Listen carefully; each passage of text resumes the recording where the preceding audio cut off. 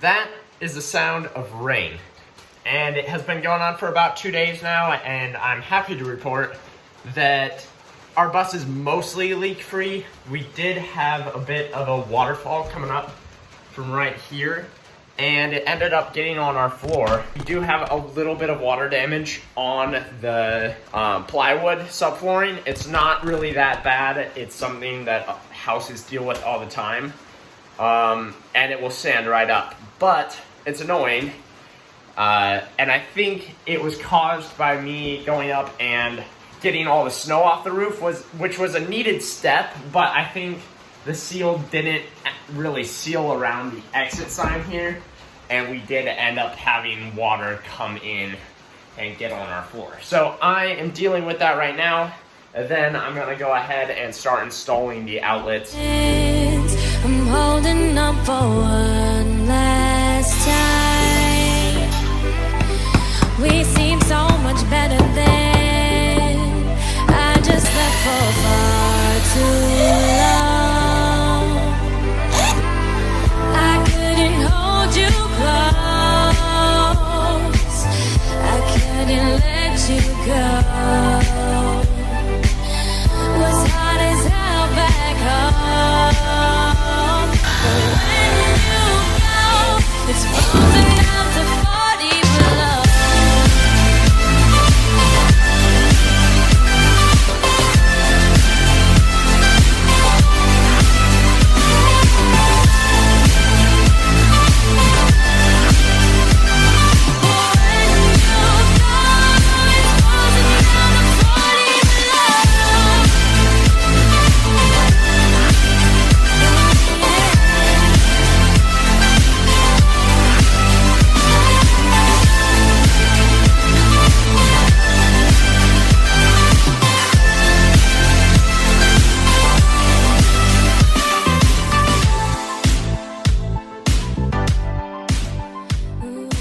All right, guys, Lindsay and I are at the bus, and before I turn on the lights, I just want to say we have done a lot off camera. So without further ado, bam, check that out. We got all the walls almost done. We're still working on this one. We got the electricity put in, all the outlets and everything. I've got to cut them out now. But a lot of this stuff just seems impossible until we do it, and it's like, geez, what the heck did we just do? So that's really cool. I want to thank Dave Nicholson for providing us with this light, because it makes a world of difference. I mean, check it out in here. It's pitch black outside, and it feels like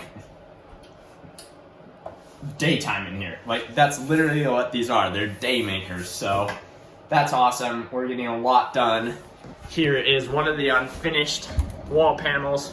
So you've got all this. We're covering this up, and then I'm just cutting around there, and then we're gonna do all the wiring for that. But yeah, we really got a lot done, and we haven't filmed very much because we are doing everything in the dark. But now that we have these lights, we can do a lot more filming. And yeah, we've just been pounding through this, really excited. It's really transforming the interior. It just looks amazing, so I'm really excited about that. We are going to be building the subwall on this back wall, as well as the one that the camera's resting on right now. We've got some 2x2s. We're gonna go ahead and do the same design across the top part, and then for the roof, we're doing cedar planks, so we'll just leave a space for that to connect to the wall. But overall, everything's really turned out insanely well, and I'm so happy because I spent all of yesterday patching leaks, and I came back to the bus with a full day of rain, and there's no water to be reported. So that is super exciting, and I'm just happy that we can move on from that terrible thing. So we grinded this down so that the boards can lay flush against this piece.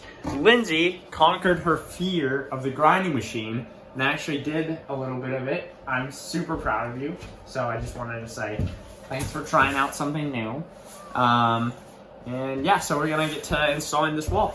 All right, guys, so we got this wall done. What we did here was just used 2x2s, just like we did down here, and basically used a 2-inch all-purpose screw and screwed it in to the ribs of the bus up here. And then here, you actually have a metal sheet all the way down. So we just kind of shot some screws in there. And I think it turned out really well.